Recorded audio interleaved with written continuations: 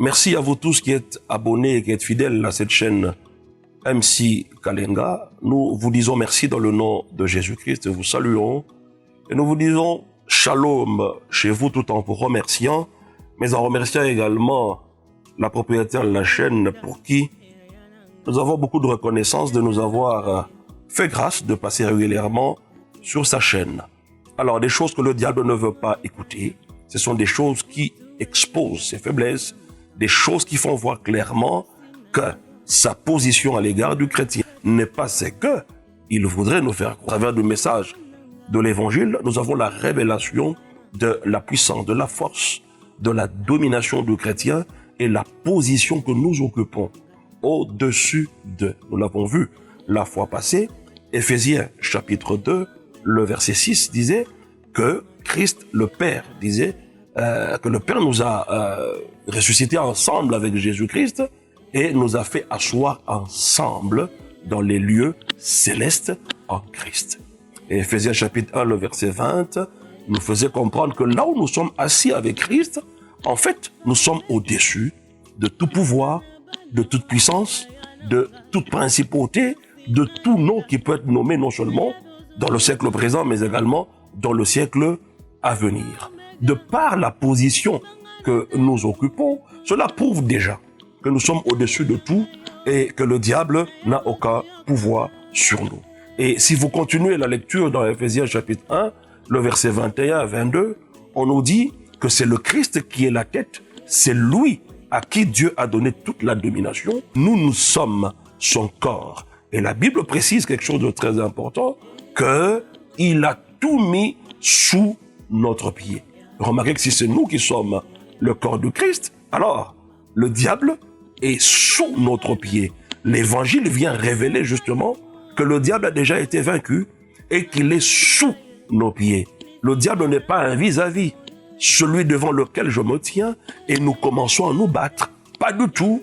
Le diable est sous nos pieds de par la position que nous avons occupée en Jésus-Christ. Et si vous lisez Philippiens, le chapitre 2, à partir du verset 5, on vous dit que Christ qui était égal à Dieu, il n'a pas regardé cette position comme une proie à arracher, mais il s'est humilié jusqu'à devenir un homme ordinaire et il a même accepté une mort honteuse sur la croix.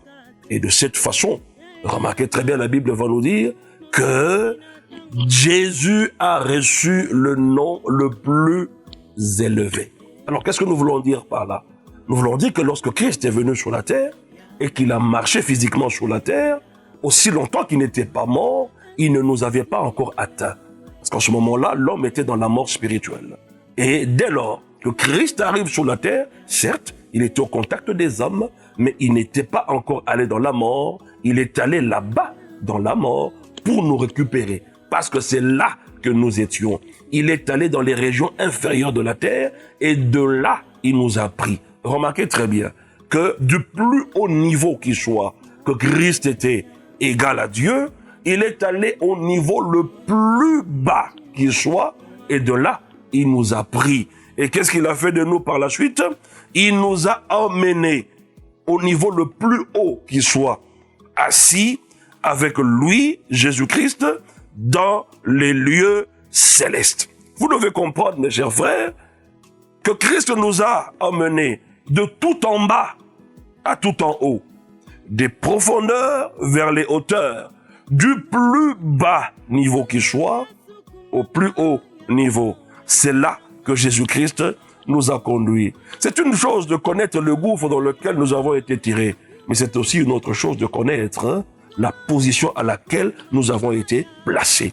Et ça, beaucoup de chrétiens ignorent complètement cette position à laquelle Dieu nous a placés en Jésus-Christ. Et lorsque vous ignorez ces réalités, alors vous ne vous comporterez jamais conformément à la position à laquelle Jésus nous a placés. Je vais lire le même texte d'Éphésiens chapitre 2, verset 6, dans la version Parole vivante. Il est écrit exactement ceci. Oui, par notre union avec le Christ, il nous a ressuscités avec lui et nous a transplantés dans les mondes célestes, nous donnant notre place sur le trône avec le Christ.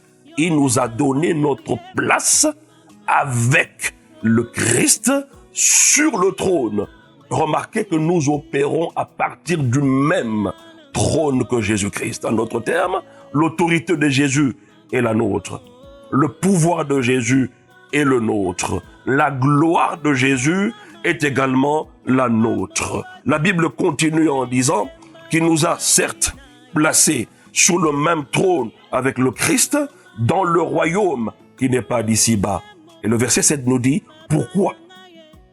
Afin de démontrer pour tous les âges à venir l'extraordinaire richesse de sa grâce par la bonté qu'il nous a témoignée en Jésus-Christ. Nous ne sommes pas délivrés de la mort, amenés dans la vie afin d'aller de maison en maison cherchant des délivrances. Mais c'est nous qui devons faire la démonstration. Nous n'avons pas été délivrés ainsi et assis dans les lieux célestes pour que nous commencions à pleurer tous les jours. La grandeur de votre position est telle que vous devez comprendre que le diable est sous vos pieds. Et c'est vous qui êtes au-dessus du diable. Et tout cela est acquis simplement par le fait que nous sommes morts avec lui et que nous sommes ressuscités avec lui. Que Dieu vous bénisse dans le nom puissant de Jésus-Christ. Ainsi nous avons proclamé et d'un commun accord, nous disons Amen avec foi. Soyez bénis.